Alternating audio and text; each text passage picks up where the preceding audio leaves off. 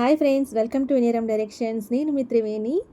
Last week అమ్మ నాన్న ఇంటికి వచ్చారండి. నేను ఆల్రెడీ మన లైవ్కి వచ్చిన వాళ్ళకి లేదా నా ఛానల్ సపోర్ట్ చేస్తున్న ఫ్రెండ్స్ అందరికీ చెప్పాను కదా అమ్మ నాన్న వచ్చారని. మా నాన్నగారు అండి, మా అమ్మగారు మీరు చూసారు కదా ఫోటోలో ముందు. మా నాన్నగారు నాకు ప్యాంట్ ఒకటి స్టిచ్చింగ్ చేసి ఇచ్చారని చెప్పి ఒకసారి లైవ్లో చూపించాను, గుర్తుందా ఫ్రెండ్స్? ఇదే అనమాట డ్రెస్. యాక్చువల్గా నాన్నగారు నేను సేమ్ వేసుకుంటాము. అమ్మ ఇంటికి వస్తే అమ్మ చేతి వంట తినాలనిపిస్తుంది కదా ఎవరికైనా. పాపం నీరసంగా ఉన్నా కూడా మా అమ్మ చేత బిర్యానీ చేయించేసాను. ఆ బిర్యానీ రెసిపీ ఇప్పుడు మీతో షేర్ చేసుకుందామని ఈ వీడియో అప్లోడ్ చేసేసాను. స్కిప్ చేయకుండా పూర్తి వీడియో చూడండి. వీడియో ఎలా అనిపించిందో కామెంట్ సెక్షన్లో కామెంట్ చేయడం మాత్రం మర్చిపోకండి. కడాయి పెట్టుకొని ముందుగా మేము చేయబోయేది ప్రాన్స్ బిర్యానీ అనమాట.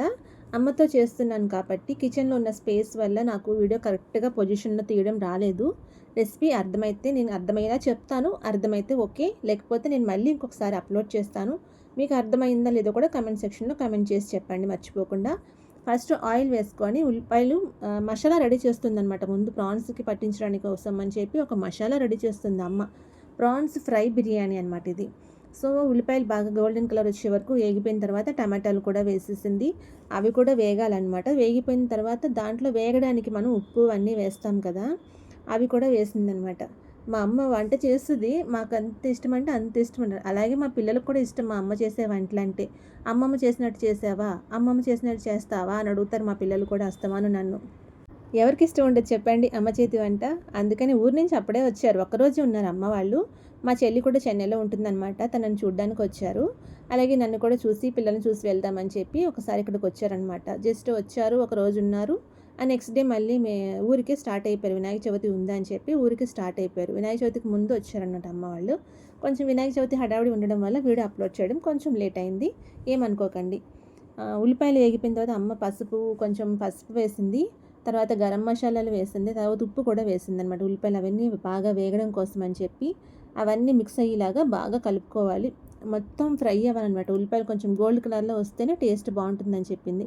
మసాలాలన్నీ తనకి ఏం వేయాలనిపిస్తే అవి అప్పటికప్పుడు నేను అన్ని మసాలాలు రెడీగా పెట్టుకుంటాను పౌడర్ చేసుకొని. సో అవన్నీ వేసిందనమాట అమ్మ. ఆల్రెడీ మన ఛానల్లో ప్రాన్స్ తొక్కలతో తీయకుండా ఫ్రై పీస్ బిర్యానీ నేను చేశాను. మన ఛానల్లో లాంగ్ వీడియో ఉంది, ఒకసారి అది కూడా చూస్తానంటే చూడండి. నేను డిస్క్రిప్షన్లో లింక్ ఇస్తాను. ఛానల్కి సపోర్ట్ చేయండి ఫ్రెండ్స్ కొంచెం. ఎందుకంటే ఛానల్ చాలామంది చూస్తున్నారు కానీ సబ్స్క్రైబ్ చేయకుండా చాలామంది చూస్తున్నారు. సబ్స్క్రైబ్ చేసి సపోర్ట్ చేయండి ఫ్రెండ్స్. నచ్చిందా నచ్చలేదా వీడియో కూడా కమెంట్ చేసి చెప్పండి, అప్పుడే కదా నాకు తెలుస్తుంది. అందుకని కొంచెం కమెంట్ సెక్షన్లో కమెంట్ చేయండి మర్చిపోకుండా. నేను కనిపించట్లేదు ఏంటో అనుకోకండి, అమ్మ మాత్రమే కనిపిస్తుంది ఏంటని. ఎందుకంటే చెప్తున్నాను కదా, కెమెరా పొజిషన్ వచ్చి సెట్ అవ్వలేదన్నమాట. ఫోన్ ఎక్కడ పెట్టినా కూడా నాకు అడ్డంగా ఏదో ఒకటి వస్తూ ఉంది, కనిపించడం లేదు సరిగ్గాను. అందుకని చెప్పి ఫస్ట్ అమ్మ కనిపిస్తే సరిపోతుందిలే, వంట చేస్తుంది కదా అని చెప్పి నేను పక్కనే ఉన్నాను. పక్కన నాతోనే మాట్లాడుతుంది అమ్మ.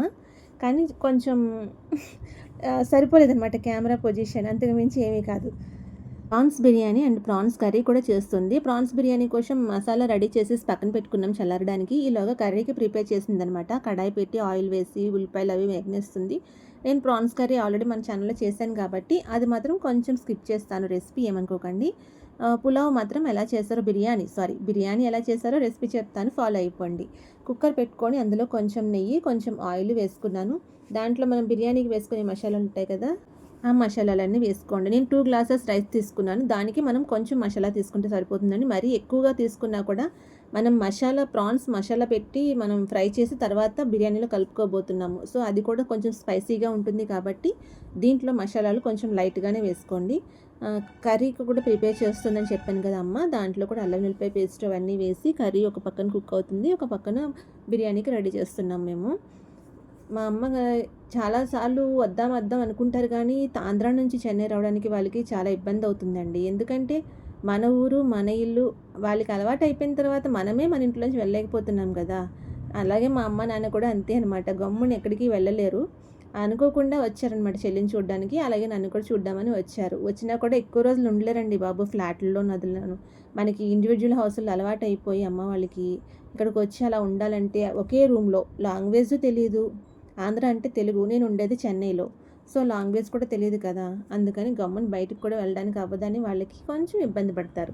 పులావ్లో మనం వేసిన మసాలాలు ఫ్రై అయిపోయిన తర్వాత ఫస్ట్ ఆకులు వేయమని చెప్పిందండి, కొత్తిమీర పుదీనా అవి వేసేయమని చెప్పింది అమ్మ. అవి వేసి కొంచెం ఫ్రై అయిన తర్వాత మంచి స్మెల్ వస్తుంది. ఫస్ట్ ఆ మసాలాలతో పాటు ఇవన్నీ పుదీనా, కొత్తిమీర వేయడం వల్ల. అది ఫ్రై అయిన తర్వాత కట్ చేసి పెట్టుకున్న ఉల్లిపాయలు, పచ్చిమిరపకాయలు ఇవి కూడా వేసేసుకున్నాననమాట. అవి కూడా మనం గోల్డెన్ కలర్ వచ్చే వరకు ఫ్రై చేసుకోవాలి. నేను ఆల్రెడీ పులావ్ చేసినప్పుడు, బిర్యానీ చేసినప్పుడు మీకు ప్రతి రెసిపీలో కూడా చెప్తాను. ఉల్లిపాయలు ఎప్పుడైనా సరే గోల్డెన్ కలర్ వస్తేనే ఏ రెసిపీ అయినా టేస్టీగా ఉంటుందన్నమాట. అందుకని మీరు చక్కగా గోల్డ్ కలర్ వచ్చే వరకు ఫ్రై చేసుకోండి ఆనియన్స్. అమ్మ వచ్చింది, అమ్మ వండుతుంది కదా అని చెప్పి నేను కొంచెం రిలాక్స్ అయిపోయాను అనమాట. వీడియో కోసం నేను ప్రిపేర్ అవ్వలేదు, రెడీ అవ్వలేదు అలాగని. అందుకని ఎలా ఉన్నానమాట, ఏమనుకోకండి. తర్వాత నేను ఉల్లిపాయలన్నీ నేనే ఫ్రై చేస్తున్నాను, అవన్నీ కట్ చేసి ఇచ్చేసాను అమ్మకి. అవన్నీ ఫ్రై అయిపోయిన తర్వాత దాంట్లో ఏమేమి వేయాలి, ఎంతసేపు ఫ్రై చేయాలి అన్నీ కూడా అమ్మే చెప్తుంది.